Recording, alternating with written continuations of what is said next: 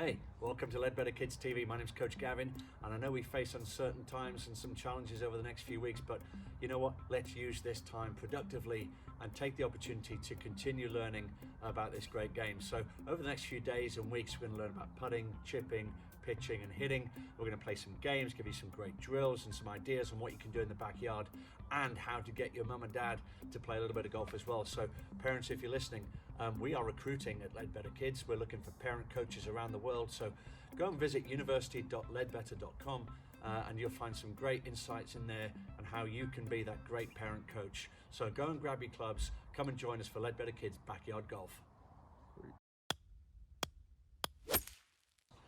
Right, welcome to our third session of Leadbetter Kids Backyard Golf for chipping. We're going to have a bit of fun today. We're going to get active with a pretty dynamic warm-up game. Got some help from Coach Ethan over here, and Josh, who's on camera, is also going to help. So the first game we're going to play is called the Animal Olympics. Right, and he doesn't know what's happening here. So what Josh is going to do, he's going to call out an animal that we can mimic, and we basically have to start off by the blue cones over here, and then we have to move like that animal up to the green cones and then back, and then whoever wins obviously gets a point. Right, so which animal are you going with, bud? Kangaroo. Kangaroo. Right, you ready? So kangaroo. Right, ready, go.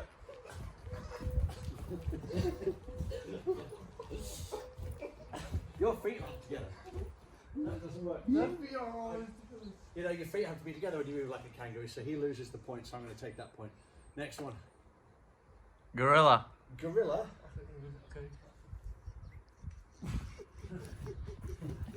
That's a chimpanzee. That's pretty good though. What is that? I don't know. Well, I thought a gorilla moves with one. Yeah, the good thing about this is you can just get creative. Right, next animal. Bird. A bird.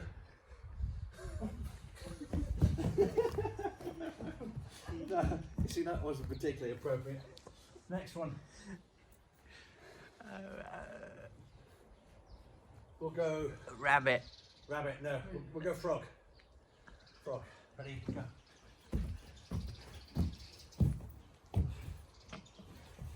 That's not a frog. Your hands have to go between your feet.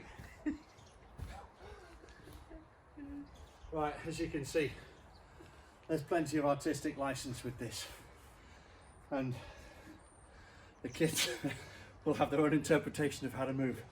It's all good stuff though. It gets the body working, gets the muscles flowing, ready to go to the next part of the game. Right, one over here. Grab your club.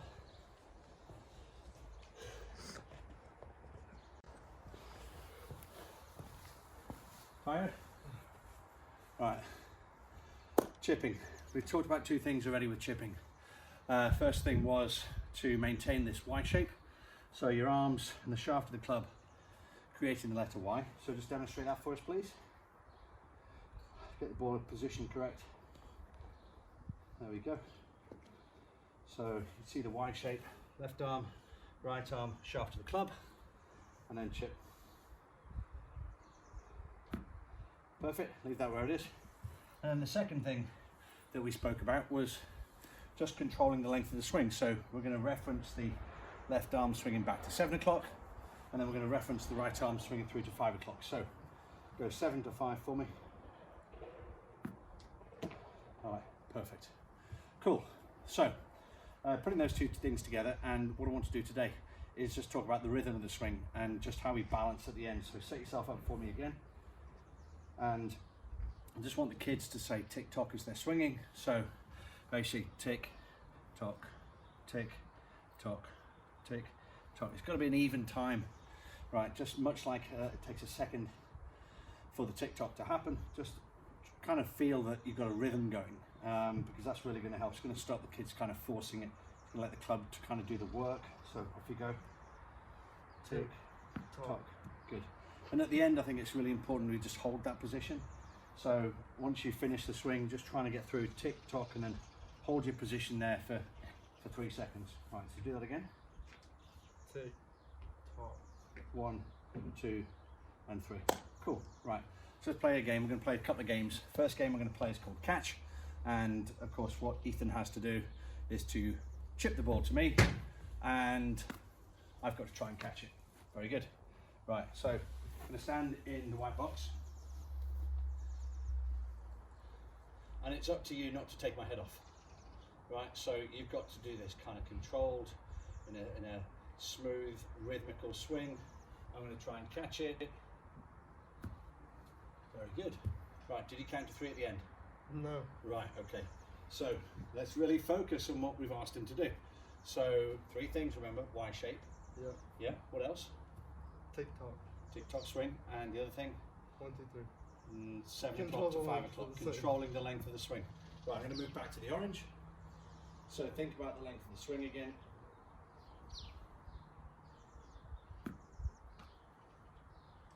One, 2, 2, 3. 3. Right, Yeah. okay. What length of swing was that? 8 to 4. 8 to 4. Right, okay.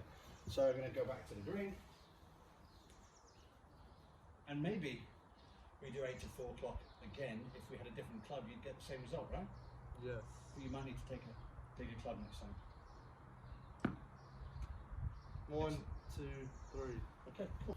So, you know, a lot of the time when I'm watching kids play shots, they kind of focus too much on the outcome, and that's good to a certain extent when you're playing, but when we're here practicing and developing new skills, it's really important to focus on what you've been asked to do. So we've got 3 things to look at here, trying to focus on those 3 things. You know, we've talked about the Y shape, we've talked about how to gauge the length of the swing, and today we're trying to just swing with great rhythm and just balancing at the end. So if you say tick-tock, if you say, you know, 1, 2, 3 at the end, then the chances are you're doing what we've asked you to do. So let's move on to the next part of the game, and we've got 3 boxes here. And what I want the kids to do is to shout or call which box they want to chip into, and if they chip into that box, they get that number of points. Okay, so let's not use the tennis ball. So let's use, first of all, let's just use the soft sponge ball.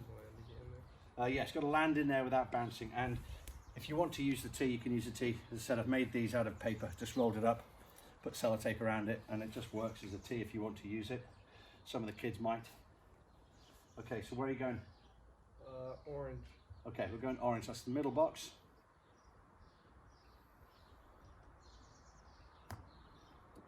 And it went into the White ball.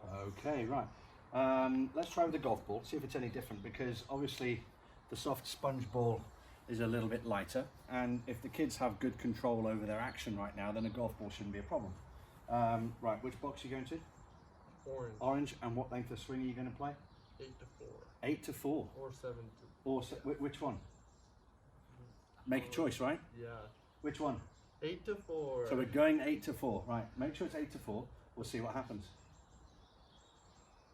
It's close. But it missed, right? So we can try that again. You haven't scored any points yet, and of course you can alternate as you're playing this game. So you can have a turn, I can have a turn, but every time we're trying to call which shot we need to play and make sure they get it done. Because like he's doing there, he's somewhat ambiguous about it, doesn't really know what he's doing, so get him to make a decision. Okay. Which one now? Green. Green, that's the far one. What length 8 swing? to 4. 8 to 4.